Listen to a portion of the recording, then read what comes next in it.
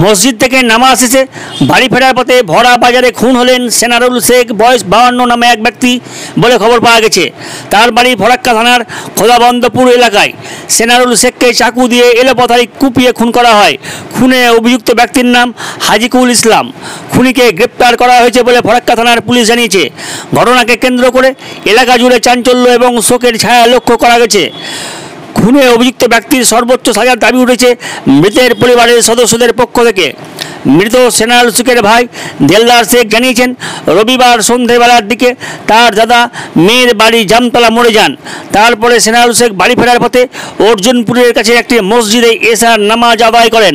পরে সেখানকার বাজারে কিছু কেনাকাটা করে সাইকেলে চেপে বাড়ির দিকে রওনা হন।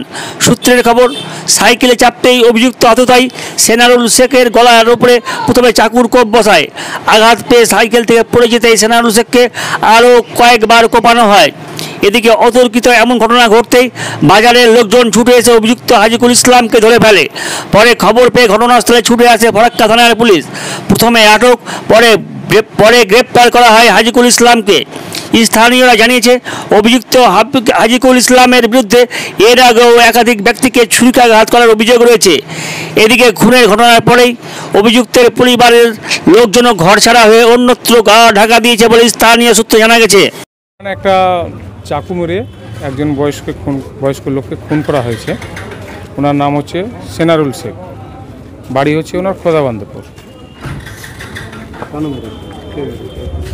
এটা তো কেউ কিছু বলতে পারছে না কেন মেরেছে। ভদ্রলোক এই পার্শ্ববর্তী মসজিদ থেকে নামাজ পড়ে অর্জুনপুর রেলগেটের কাছে ছিল। সেই ভয় দুষ্কৃতীর হাতে এই কোমরে ছুরি গোজা ছিল। সে তাকে অতর্কিত হামলা করে এবং তার বুকে চাকুটা বসিয়ে দেয়। তিনি সঙ্গে সঙ্গে মাটিতে লুটিয়ে পড়ে এবং অর্জুনপুর উপস্বাস্থ্য কেন্দ্রে ওকে আনা হলে ডাক্তাররা তাকে মৃত বলে ঘোষণা করেন। ওনার বাড়ি হচ্ছে খোদাবন্দপুর। মেরেছেন ওনার বাড়িও হচ্ছে খোদাবন্দপুর। দুজনেই অর্জুনপুর অঞ্চলের অন্তর্গত, ফারাক্কা থানার অন্তর্গত। সেটা এখন কেউ কিছু বলতে পারছে না, তবে হতেও পারে। তবে খুব দুঃখজনক ঘটনা। আমরা এলাকাবাসী, ফরাক্কাবাসী চাই যে দুষ্কৃতীর দৃষ্টান্তমূলক শাস্তি হোক। হ্যাঁ, উনি মারা গেছেন। এবং আমাদের কাছে যেটুকু খবর, আমাদের ফারাক্কা থানার যে ভূমিকা, খুব সদর্থ, খুব ভালো ভূমিকা। ওনারা তড়িঘড়ি এখানে আসেন, এসে হসপিটালে যিনি মারা গেছেন তাকে পোস্টমর্টমের জন্য জঙ্গিপুরে পাঠান। এবং আমাদের কাছে খবর যেটুকু, যে সেই দুষ্কৃতীকে ফারাক্কা থানা ইতিমধ্যেই গ্রেপ্তার করেছেন। আমরা এটা একটু খবর পাচ্ছি আর কি। তাই আমাদের এলাকার লোক চাইছেন যে সেই দুষ্কৃতীর যেন দৃষ্টান্তমূলক সাজা হোক। ওনার বয়স মোটামুটি 52 থেকে 55 বছর বয়স হবেন।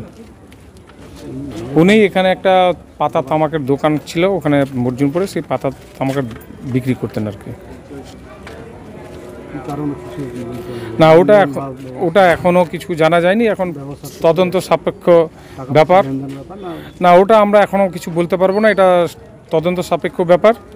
আমাদের পুলিশের ভূমিকা ভালো। ওনারা স্বতঃস্ফূর্তভাবে এটা তদন্ত করে দেখবেন কী জন্য মারা হয়েছে।